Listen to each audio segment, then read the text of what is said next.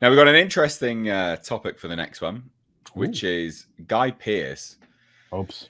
has issued an apology because he questioned whether, it's right that actors, who are trans only play, characters that are trans are only played by trans actors. So he questioned that, just a random musing on Twitter, and posted the lengthiest bullshit apology I've ever seen. So he said, a question. If the only people allowed to play trans characters are trans folk, then are we also suggesting the only people trans folk can play are trans characters? Surely that would limit your career as an actor. Isn't the point of an actor to be able to play anyone outside your own world? So what do we think to that? Does that work? Is that worth apologizing for just from the off? I think that's pretty Why is he I will apologizing? Yeah. Well, that's the statement. He's apologized because of that statement. We'll get to his apology, but that's what he's apologizing for. Do you think he's needed to apologize? And I better apologize because I've said that a lot. Yeah, I said it to do with what was it, Star Trek Discovery, when they brought in the non-binary person. I was like, what? Why do you need a non-binary person to play a non-binary person? That's fucking ridiculous. Two of them even, so that they could be segregated together. But yeah, no. No, I think he's spot on. Yeah. Yeah, the big issue here is that he apologized, which he never should have done in the first place, because if he had said nothing, people would have been angry. Now instead, he has this huge front page apology in Variety, and you know what Variety means to these people? It means admission of guilt. That's what it means. So he does admit guilt. Yeah, what it actually means is basically here, this guy he admits his guilt. Come and pile on him. That's what he did. This is his apology for that tiny little offhand tweet he wrote. Oh, for fuck's sake! That means he must have went through a struggle session. Yeah, mate, I couldn't believe it when I saw this. I was like, "You are joking." So he says, "I posted a tweet yesterday that I shouldn't have." What? Which, to prevent upsetting anyone else, I have now deleted. A fuller apology and explanation of the point I was raising is attached. Goodness me. So he says this. I'll read it out. Hello, everyone. I see that raising the question of gender identity within the casting process on a platform like Twitter was not a good idea. For that, I apologize enormously. I acknowledge it has only stirred up an inflamed attitudes and made us all dig our heels in. I take responsibility for that and again apologize for starting a fire. This is a subject that needs to be discussed face to face, person to person, and over a good amount of time where we are all heard and understood. It is also a subject that I understand is a complex and sensitive one. I want to take this opportunity to say it's very clear to me that in many areas of life, discrimination, which should have no place in a modern society, unfortunately still thrives. Indeed, members of my own family have been subjected to different but every bit as pernicious prejudice.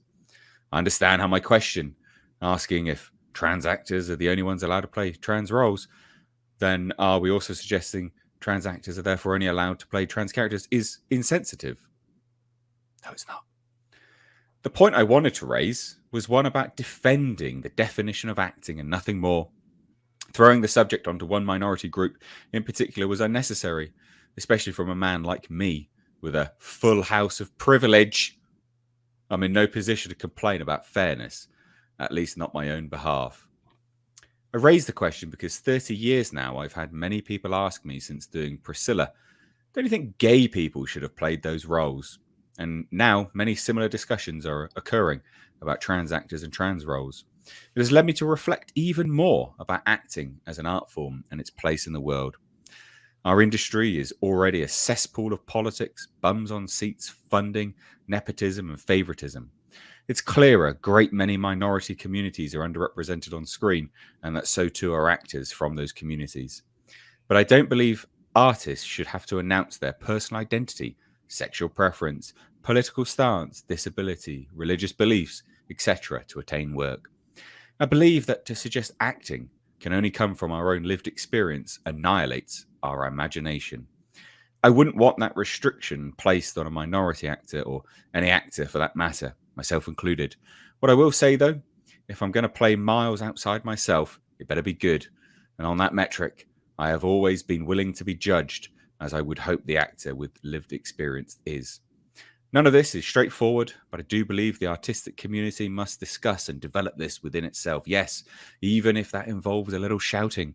God forbid politicians or the press barons tell us what is acceptable. Thank you for reading. And again, sincere apologies for crassly focusing on just one already harassed minority in my original tweet.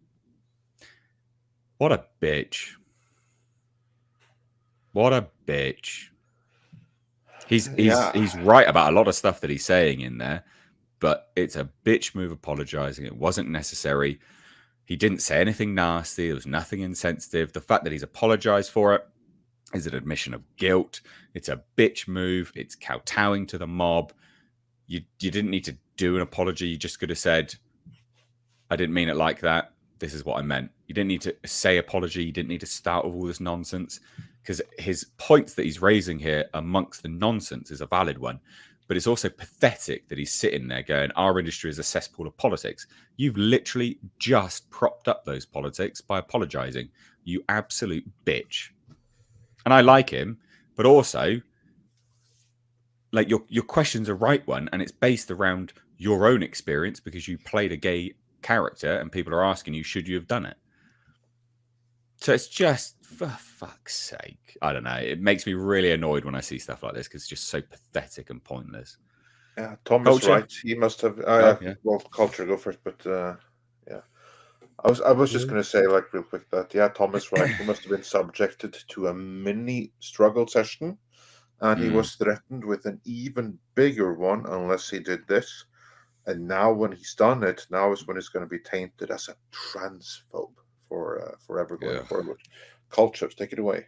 I think that this indicates that he's being leveraged against his representation, because this is another form of coercion. I would anticipate that his representatives were contacted immediately upon review of said tweet. They insisted on a mini struggle session, perhaps, but what they usually do in this situation is say, you know what, this is going to backfire on us completely, and if you don't apologize us for this immediately, we will pull our representation from you and make it very public, because this is very embarrassing for all of the goals we are trying to accomplish. Sorry, I'm using asshole speak. I apologize. No, and I think I can quote Billy Joel in saying that we didn't start the fire. Okay? It was always burning since the world's been churning. And that means you don't need to apologize for it. You're right. Everything he said in his original statement is 100% correct. He threw in some very good bits in his apology, which, again, that just deflates everything he's saying at the end of the day, because I've been saying it time and time again. People ask, the number one question we get asked more than any other question, and I'm sure, Nate, it's the same for you and anybody else who's in YouTube in our sphere right now, is, when is the woke going to end? Yeah. That is what we get asked more than any other question. And I'll tell you right now, when is the woke going to end? When people like him stop apologizing for standing up for reality and common fucking sense. And I recently saw another thing that is saying exactly that. You had several times now where several comedians have come out and said, we can't be funny anymore because of the woke. Just recently, you had Jennifer Aniston say that this new generation is too woke for classic comedy, right? Actors, creators, they need to stand up and say, enough's enough. I'm not going to coattail to this. I'm not going to go by this bullshit. And it's just as racist and sexist and transphobe as anything you're trying to say. And I'm not even going to get on the whole transphobe thing because of the week we've had with this situation. But we've come to a place where we've allowed the children to run the ship, right? We already have big enough problems going on in this world right now. We do not need to enable people any more than we already have. That is the biggest part of the problem. That is why we have an issue right now, is because a lot of therapists and psychiatrists have turned into enablers instead of doing their fucking jobs because they're afraid to get sued. So now we have the same problem with actors, actresses, writers, directors. It's sad enough when an actor has to apologize for doing their fucking job. right? They're supposed to be able to act. I don't give a shit who they are. I'm watching a movie, I ain't sleeping with them, right? I don't care if they're a woman or not. If they're playing a woman convincingly on screen, bravo, you've done your job and you've earned your check. If you used to be a woman and you're playing a man now and you convince me, bravo, you've earned your fucking check. I don't care. Oh yeah, you're an actor at that. It's the same thing. What would it be any different if you said paraplegic, blind, deaf? What difference does it make? How many deaf actors are there? Not many, because it's not very easy for them. It's not like I'm saying they can't do it.